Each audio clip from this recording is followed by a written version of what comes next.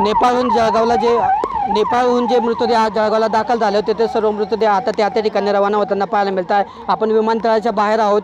हे जे मृतदेह होते ते काही थोड्या वेळापूर्वी विमानतळावर दाखल झाले होते। एका स्वतंत्र विमानाच्या माध्यमातून ते आणण्यात आले आणि ते आता रुग्णवाहिकेमध्ये मृतदेह टाकण्यात आलेले आहेत आणि त्या रुग्णवाहिका एक एक करून या ठिकाणून रवाना होताना पाहायला मिळत आहे। नेपाळमध्ये भीषण अपघात झाला होता। या घटनेमध्ये महाराष्ट्रातल्या 27 जणांचा मृत्यू झालेला आहे आणि त्यापैकी 25 जणे भुसावळ तालुक्यातील आहेत। हे सर्व मृतदेह आज केंद्रीय मंत्री रक्षा खडसे हे जळगाव विमानतळावर घेऊन आल्यात आणि त्यानंतर या ठिकाणी मृतदेहांची ओळख पटवण्यातून सर्व कायदेशीर प्रक्रिया पार पडण्यातून सर्व मृतदेह जे आहेत ते आता वरणगावकडे त्या गावाकडे रवाना होताना पाहायला मिळत आहेत।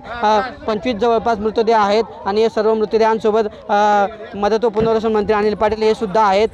गिरीश महाजन आहेत, यांनी सुद्धा या ठिकाणी भेट दिली। मंत्री गुलाबराव पाटील यांनी सुद्धा या ठिकाणी भेट देऊन नातेवाईकांचं सांत्वन केलेलं आहे आणि या प्रत्येक रुग्णवाहिकेमध्ये मयत व्यक्तीसोबत त्यांचे नातेवाईक आहेत आणि सर्व मृतदेह जे आहेत ते आता वरणगावच्या दिशेने रवाना होणार आहेत आणि त्या ठिकाणी सर्व या ठिकाणी जे सर्व मृतदेह आहेत 25 त्या प्रशासनाच्या वतीने वरणगाव येथे एकाच ठिकाणी अंत्यसंस्कार केला जाण्याची माहिती आहे। रात्री उशिरापर्यंत या सर्व मयत व्यक्तींवर अंत्यसंस्कार केले जातील अशी माहिती आहे। किशोर पाटील, TV9 मराठी, जळगाव।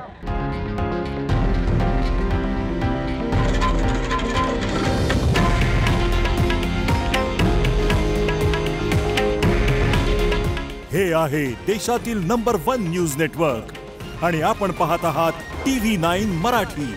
काळजी तुमची, हित महाराष्ट्राचं।